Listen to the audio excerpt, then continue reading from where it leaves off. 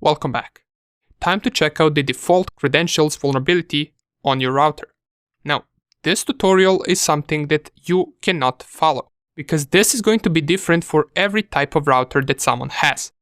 I can just show you the process of how I went and discovered the default credentials, and you can try to do the same thing in order to see whether you can gain access to your router. So the first thing that I did is I typed netstat-nr to check out the IP address of my gateway, which is most likely going to be the IP address of your router. Then I went to Google Chrome and visited that IP address. If you do the same for your router, it will most likely lead you to some type of a login page where it will ask you for the username and the password. Once you type the username and the password, you will have access to the router settings and you will be able to change a few things here and there, from setting up wireless to port forwarding and similar settings like that. Now, if you haven't changed the default password for your router, you will most likely be able to find it on the internet. Which I did. I just searched the name of the router that I have right here, and I found the username to be telecom and password to be telecom. Nobody changed this username and password, therefore they're exactly the same. And we even get this warning that says a data breach on a site or app exposed your passwords. Chrome recommends changing your password for this IP address now. We're going to click on OK, and pretty much we already gained access to the router settings. We can set up the firewall, VLAN settings, we can check out different settings that we have right here. We have some security settings right here. We also get the port forwarding, which we can perform. And this is something that I tested on multiple home routers, and many of them appear to have default credentials where it allows you to log into the router and change these type of settings. But these are not the only default credentials that you can find. For example, if I go right here and I run an nmap scan with -st command on my router IP address, I will also discover that it has some ports open. For example, it has this telnet port open. We already know how we can connect to the telnet. We can type the command telnet and then the IP address of the target that we want to connect to. If I press enter, we will get another login screen. So if I type something like telecom, once again, it will tell me that the password is incorrect. So after 3 attempts, it simply just closes the connection to the router. And I figured, well, if the router default credentials weren't changed, then probably I can find the telnet credentials as well on the internet. And after a few minutes of Googling, I ran across this website where I scrolled a little bit down and I found this post that was posted by someone. It says my router name, which is this one, and we can compare it right here. It is the same name. And we get the username and password. We also get how we can enable the shell inside of that router. So let's give it a try. The username is admin and the password is this. Let's go and run telnet once again.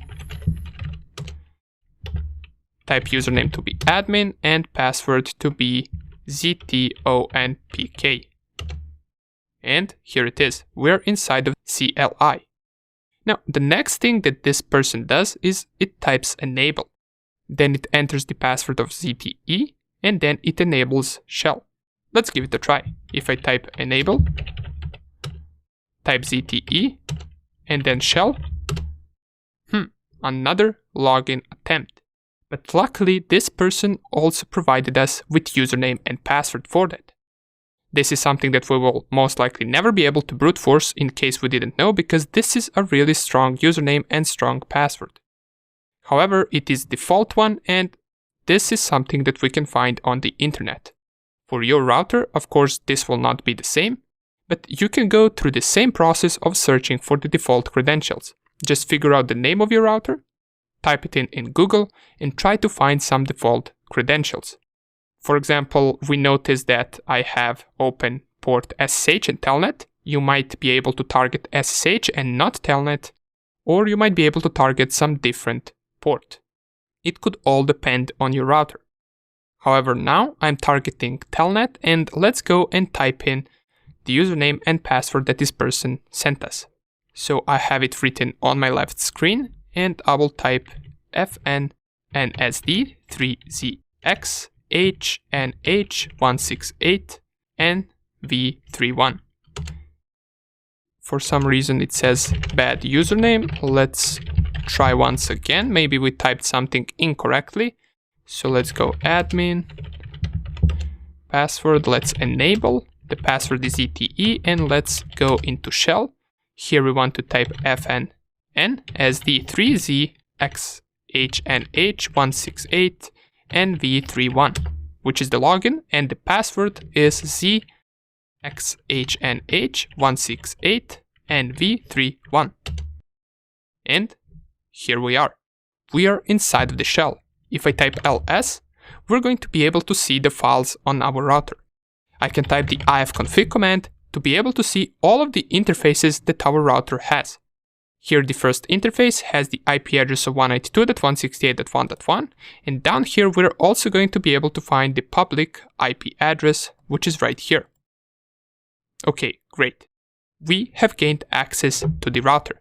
We can also go and change directories to different directories if we want to.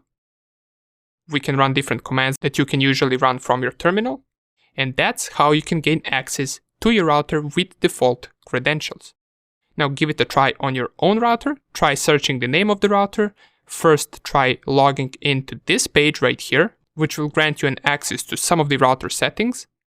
And even if you don't manage to do that, try scanning your router with Nmap, figure out whether it has some interesting ports open, and then target those ports with default credentials that you might manage to find online, just like I did right here. Okay, now that we covered this, we're ready to continue with our exploitation section. See you in the next video.